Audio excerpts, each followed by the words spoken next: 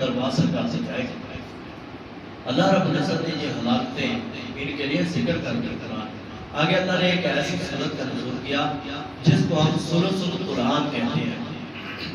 جس بندے نے یہ سورت اللہ کے نبی نے فرمایا جس بندے نے اس سورت کو پڑھ لیا گویا اس نے قرآن کے 10 پاروں کو پڑھ لیا۔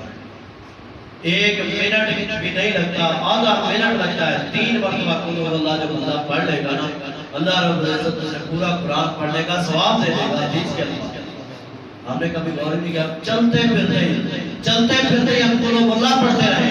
قل هو اللہ اللہ نام کیا ولم یکن لہ کفوا احد۔ اللہ ہمیں ایک مرتبہ پڑھنے کا 10 بار کا ثواب دے دے گا ہمارے نامہ اعمال کے اندر۔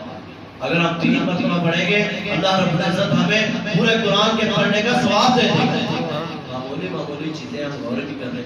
آگے اللہ رب العزت نے 2 ایسی سورتوں کا نزول کیا ہے جن کو معوذتین کہتے ہیں، یعنی ایسی صورتیں جن صورتوں کے ذریعے اللہ کے نبی نے بھی اللہ کی پناہ مانگی۔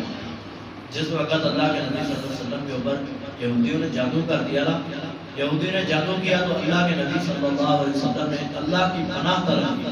قل اعوذ برب الفلق من شر ما خلق ومن شر غاسق اذا وقب ومن شر النفاثات في العقد ومن شر حاسد اذا حسد۔ اس کا آپ ترجمہ پڑھ لیں، کیا ہی کمال ترجمہ ہے۔ قل اعوذ برب الناس مالک الناس الہ الناس من شر الوسواس الخناس الذي يوسوس في صدور الناس من الجنة والناس۔ جو بندہ صبح و شام 3 مرتبہ ان سورتوں کی تلاوت کرے گا، قل اعوذ برب الفلق قل هو اللہ احد قل اعوذ برب الناس، یہ 3 سورتوں کی تلاوت جو بندہ صبح و شام کرے گا اللہ رب العزت اس بندے سے ہر بیماری کو ختم کر دے گا، حتیٰ کہ اس بندے کے اوپر اگر کسی بھی قسم کے جادو کے اثرات بھی موجود ہیں اللہ رب العزت اس کے جادو کے اثرات کو بھی ختم کر دے گا۔ اللہ رب العزت جو 3 مرتبہ صبح اور 3 مرتبہ شام فجر کی اذان جماعت کے بعد یہ 3 مرتبہ سورتیں پڑھتا ہے نا، اللہ رب العزت اس کے رزق کے اندر بے حساب برکتیں بھی ڈال دے گا۔ ہم نے کبھی غور نہیں کیا، ہم نے کبھی سوچے نہیں۔ اللہ رب العزت ہمیں عمل کی توفیق عنایت فرمائے، ہم سب کو سمجھنے کی، ہم سچ کو ماننے کی، تسلیم کرنے کی اور اس کے اوپر عمل کرنے کی توفیق عنایت فرمائے۔